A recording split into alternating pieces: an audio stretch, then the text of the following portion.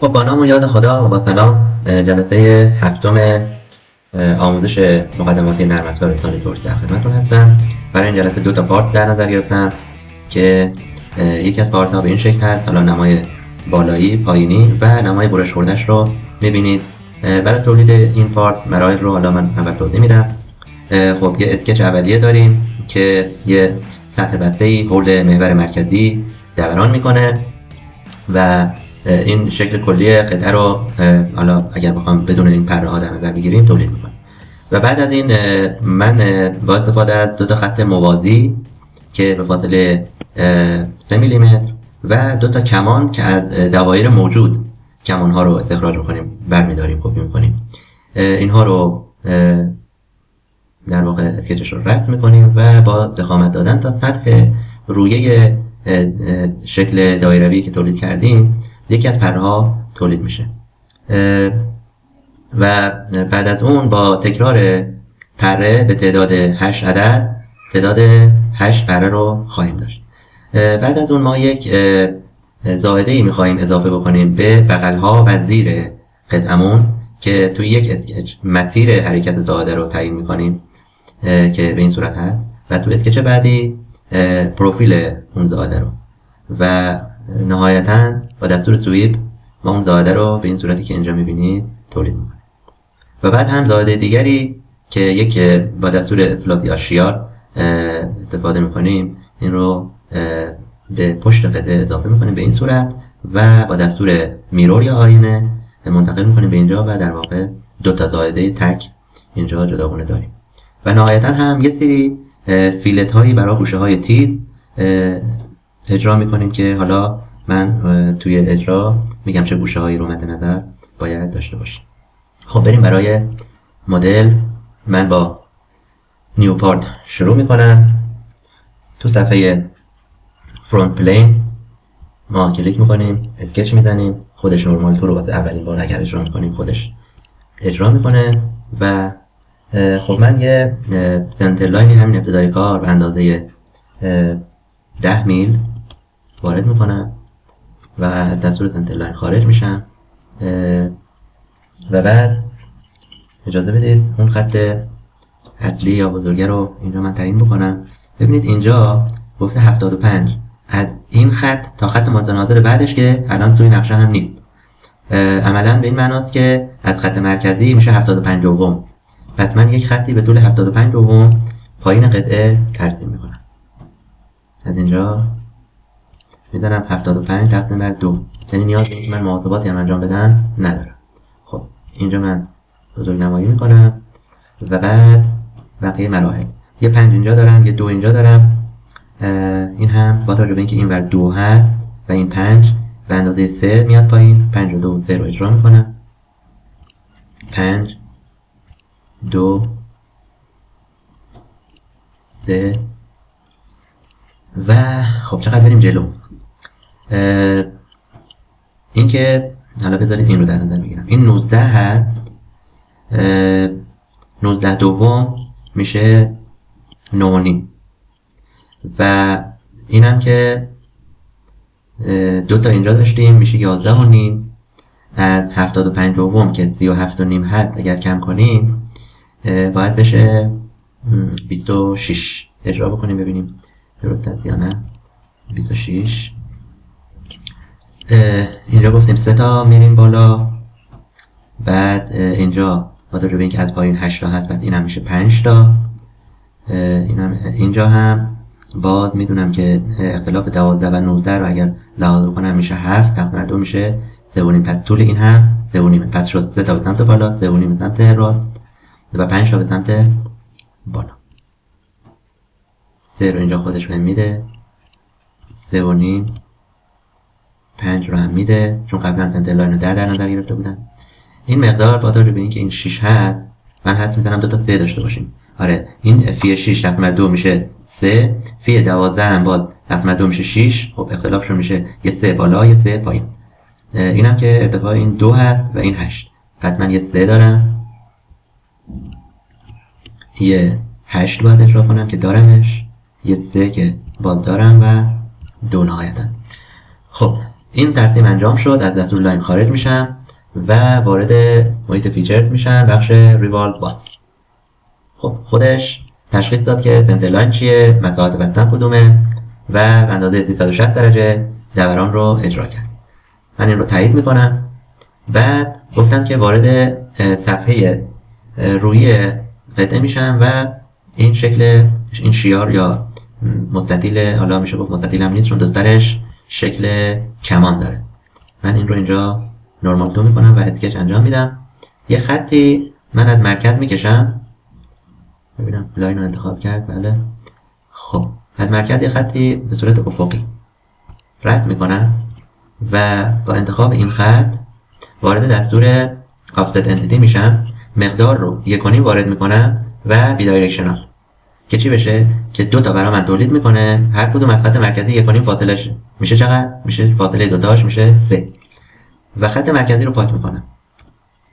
بعد میام گفتیم که اگر رو شکل ببینیم، رو هر کدوم از شکل‌ها قابل مشاهده هست که یک در واقع کمانی هست که بعد باید از دایره داخلی و دایره خارجی من اینا رو استخراج بکنم.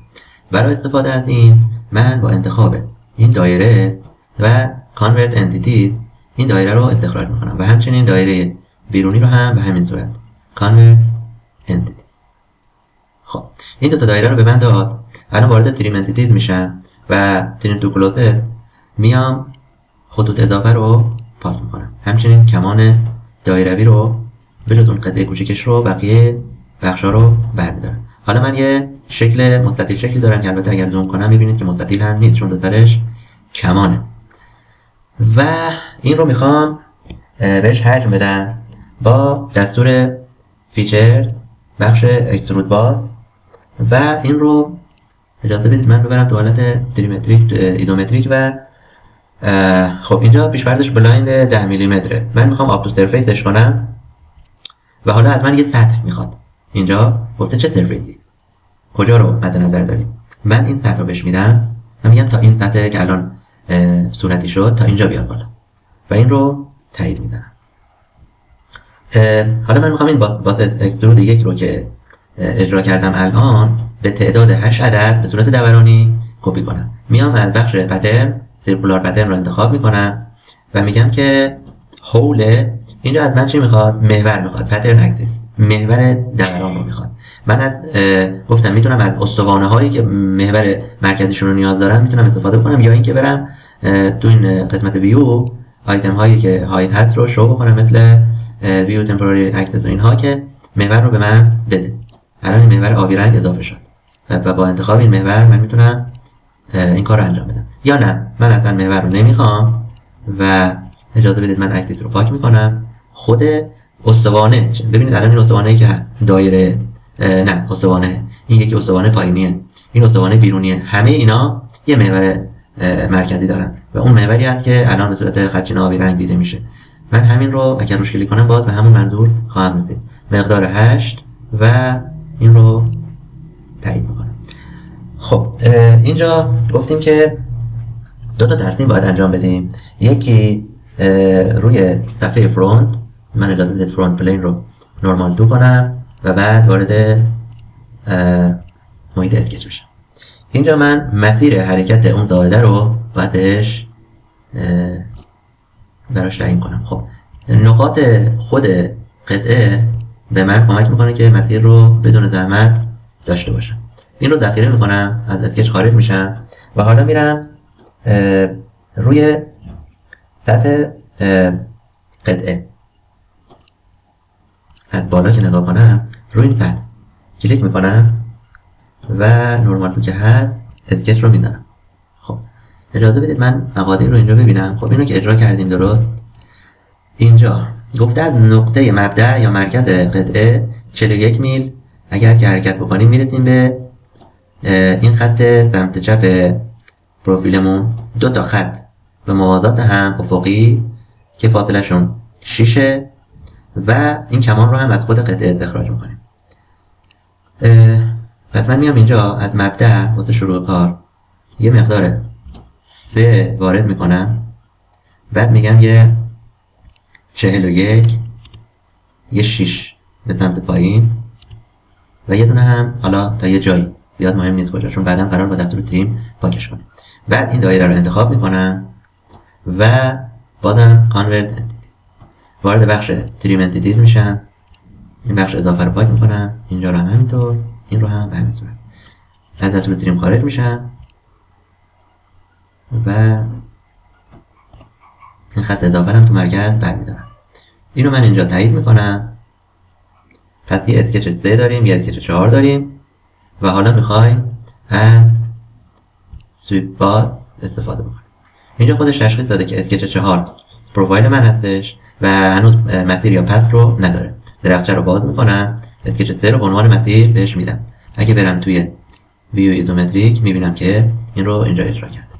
خب اینو هم اینجا تایید میکنیم و میریم پشت قطعه. پشت قطعه ما یه زایده ای داشتیم که شکل شیار مانندی داشت، یعنی از استریت اسلوت باید استفاده بکنیم. من این رو خب نرمال که هست اسکچ رو میزنم.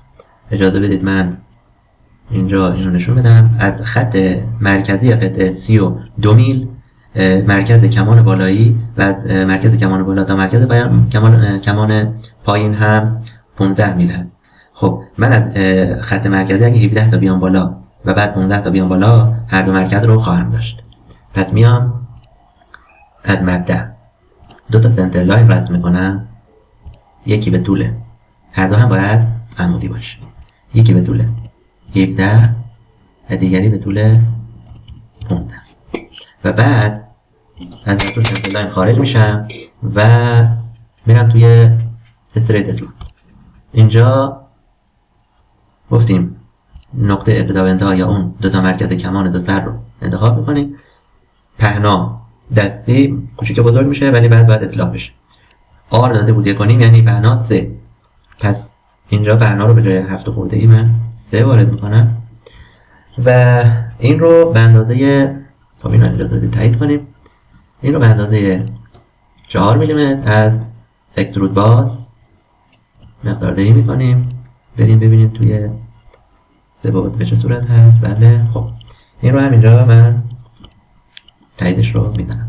دوباره برمیگردم به بک ویو و حالا میخوام باز اکسترود 2 رو نسبت به این خط، این صفحه میانی که صفحه فرونت هستش میرور بکنم.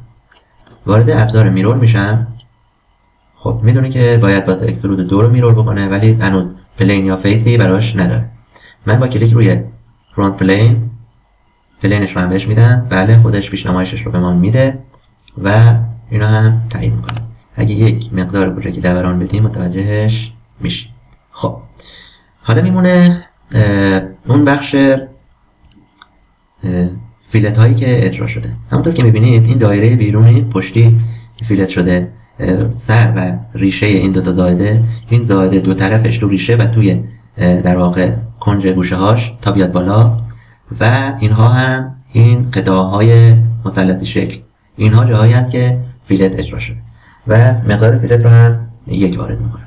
اجازه بدید اول پشت رو اجرا بکنیم. وارد ابزار فیلت میشیم. مقدار فیلت رو من اینجا 1 میدم و بعد با انتخاب این گزینه خب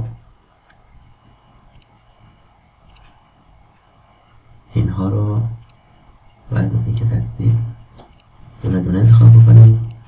این هم به همین صورت، این هم به همین صورت. خب این دوتا، این و این، اینجا هم این و این هست. این دوتا دایره رو هم گفتیم داریم.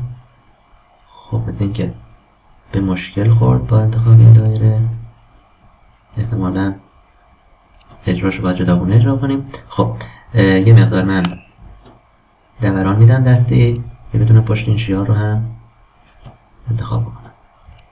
خب دوباره میرم توی روتت ویو رو برمیدارم، اینو اجرا میکنیم با این و نهایتا اگه بعدم باید برم روتت ویو برش دارم و این رو انتخاب کنم. خب این فیلت رو من اینجا اجرا میکنم. بسیار خوب. دوباره فیلت دیگری. گاهی فیلت رو نمیشه همزمان همه نقاطی که مد نظرمون هست رو اجرا کرد. الان من این دایره رو که اونجا اجرا کردم از پیش نمایش در اومد، یعنی حتی قریب به یقین میدادم که ارور خواهد داد. خب بریم توی روی قطعه، دوباره وارد فیلت بشیم. من اینجا میخوام صفحه رو انتخاب بکنم. با انتخاب صفحه ببینید که گوشه های اون صفحه رو خودش به عنوان فیلت در نظر میگیره. من اگر میخواستم خط انتخاب بکنم ناچار بودم که برای هر کدوم از این صفحات شکل رو بچرخونم و صفحات تمام خطوط دور یک صفحه رو انتخاب بکنم، ولی اینجوری دیگه به راحتی بهم اون چیزی که مد نظرم هست رو میده. خب اینو هم من تایید میکنم و عملا اون فیلت گوشه های دیدی که مد نظرم بود رو اجرا کردم. خب من این رو دیگه عملا تمام شده میدونم، ذخیره میکنم. پارت 1 جلسه 7 پارت 1 درسته، این ذخیره میشه و این رو میبندیم. خب تا اینجاییم. پارت 2 رو هم باز کنیم، بعد بریم ببینیم پارت 2 چیه و از کجا باید شروع کنیم. بریم فولدر پارت 2، این ساده تره، یه همچین شکلی هست، حالا شکل نازله یا نمیدونم چیز شبیه چراغ قوت. یه اسکچ اولیه به این صورت داره، این حول محور مرکزی دوران میکنه. مقادیری که میبینید مقادیر اعشاری هست، به ما این رو میگه که احتمالاً اینچی باید باشه. من مقادیر رو به واحد رو به اینچ تغییر میدم که قبلا هم اجرا کردیم، ولی واسه آشنایی دوباره یادآوری بکنیم خوبه. و بعد هم این رو دوران میدیم و شکل کلی ساخته میشه. بعد یه اسکچ به این صورت خواهیم داشت از نمای جانبی و این رو از حجم قطعه کم میکنیم. همین رو نسبت به صفحه میانی میرور میکنیم که از دو طرف کم بشه و یک مستطیلی هم اینجا اجرا میکنیم که از کل قطعه کم بشه و نهایتا یه همچین قطعه‌ای خواهیم داشت. خب اول بریم اندازه رو تغییر بدیم. وارد بخش تولز میشیم، این رو بیاریم تا پایین، وارد آپشنز میشیم، سرورک داکیومنت پراپرتیز، گزینه یونیت رو میزنیم. اینجا IPS میشه اینچ پاوند سکند، این رو اوکی میکنیم و حالا من وارد صفحه فرونت میشم، اسکچ رو میزنم. برای رسم یه مقداری یه ریزکاری هایی رو اینجا من باید بهتون بگم. خب همونطور که میبینیم این مقدار 5.5 رو به من داده، پس من یه سنتر لاینی رسم میکنم همون ابتدا به اندازه 5.5 از مبدأ. بریم شروعمون این باشه که یه سنتر لاین 5.5 داشته باشیم و بعد از سنتر لاین خارج میشه. میدونم که این نقطه با نقطه متناظرش 3/125,000 فاصله شه، پس میشه تقسیم بر 2. ارتفاع از مبدأ تا اونجا میشه تقسیم بر 2. پس من یه خطی اینجا رسم میکنم، میگم 3/125,000 تقسیم بر 2 میشه این. فعلا اینو داشته باشیم و بعد میدونم که این فاصله 1/75 و این فاصله با نقطه متناظرش 1/875 این. پس من اگر اینجا یادم رفت 1/75 بکشم 1/75. خب و بعد 1/875 رو تقسیم بر 2 بکنم. خب از اینجا کمک میگیرم که این خط رو اینجا ترتیب میکنم. 1/875 تقسیم بر 2 این رو به من میده. یه خط افقی تا اینجا خواهم کشید. از دستور لاین خارج میشم، دوباره واردش میشم و این رو به این وصل میکنم. حالا این خط اضافه، این خط اضافه، این خط هم اضافه. با انتخاب این خط و وارد ابزار آفست میشم، آفست انتیتی. خب بی دایرکشنال نمیخوام باشه، ریورسش میکنم که به سمت پایین باشه و مقدار رو 625,000 وارد میکنم. 625,000. خب میبینید که با انتخاب یک خط کناری رو هم خودش پیش‌فرض تعیین کرد که این هم احتمالاً منظور من هست. این رو از کجا میاره؟ از سلکت چین. اگر من سلکت چین رو بردارم دیگه ادامه اون مسیر رو تعیین نمیکنه. ولی وقتی سلکت چین میزنم این خط هر کجا که دور زده باشه به هر سمتی رفته باشه ادامه اون زنجیره رو خودش انتخاب میکنه. اینم از این و حالا اندازه‌گذاری هم کرده من نمیخوامش، شلوغ میشه. و نهایتا خب یه کمان اینجا دارم نوشته اسفر آر 1.75، یعنی نهایتا قرار یک کره مانندی اینجا باشد به شعاع 1.75. میدونم که مرکز روی این خط سنتر لاین. پس من میام از این نقطه، چون قرار ادامه کمان اینجا باشه دیگه، از این نقطه 1.75 فاصله میگیرم و مرکز کمان رو اینجا تعیین میکنم 1.75. خب متاسفانه خرابش کرد. این رو من دیلیت بکنم. سنتر لاین هم به هم ریخت، اشکال نداره. سنتر لاین رو برمیگردونم به 5.5 و واسه اینکه اتفاق نیفته دیگه گولش رو نمیخورم، مقداری میام پایین و اینجا 1.75 رو وارد میکنم و بعد وصل میکنم به این خط سنتر لاین. حالا کمانی میزنم از این مرکز، یک سر کمان اینجا باشد، سر دیگر بالا، و بعد از کمان خارج میشم، خطوط اضافه رو انتخاب میکنم، پاک میکنم و یه خط هم اینجا داشتم اگر درست بگم، یه خط افقی اینجا من ترتیب میکنم و وارد دستور تریم میشم. یه زوم اینجا بزنیم، این دوتا رو تریم کنیم، زوم اوت میکنیم، برمیگردیم اینجا رو زوم میکنیم. این خطوط هم اینجا مثل اینکه باید بیشتر زوم کنم، برای این میترسم که اشتباهی خط باید کنم. خب و خارج میشم. خب این دیگه تمام شده هست. از دستور تریم خارج میشیم و وارد محیط فیچر ریوالو پاس میشم. خب گفته هول چی؟ هول این دیگه. خب این هم من این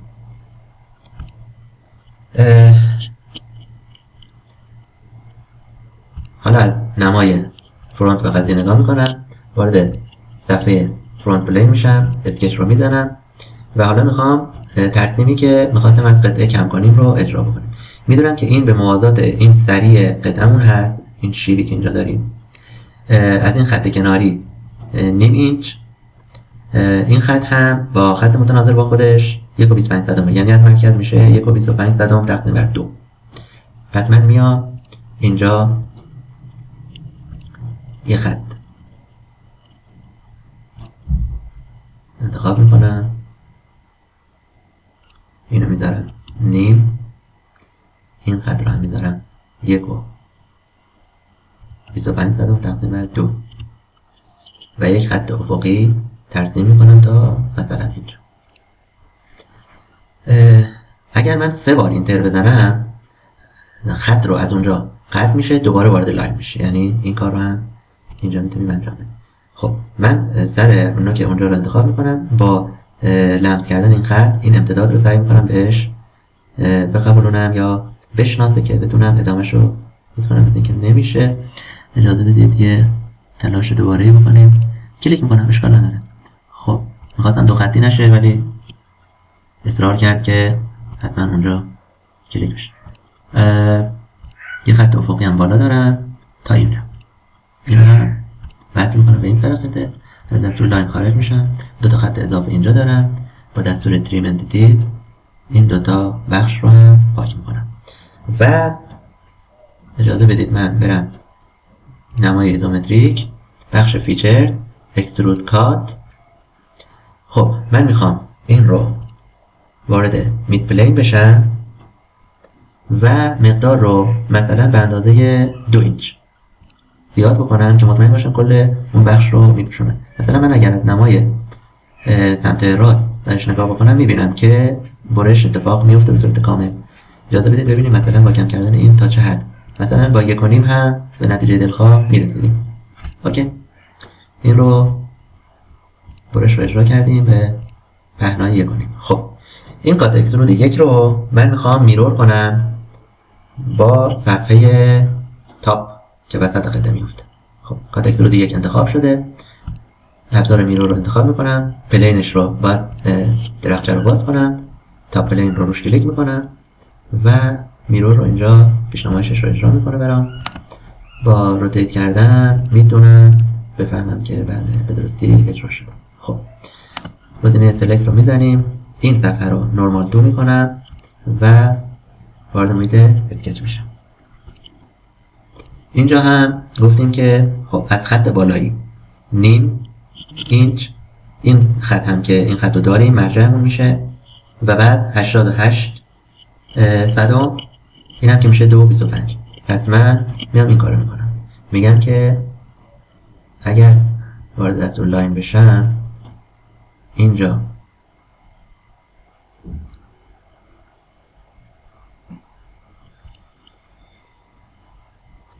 یه نیم دارم،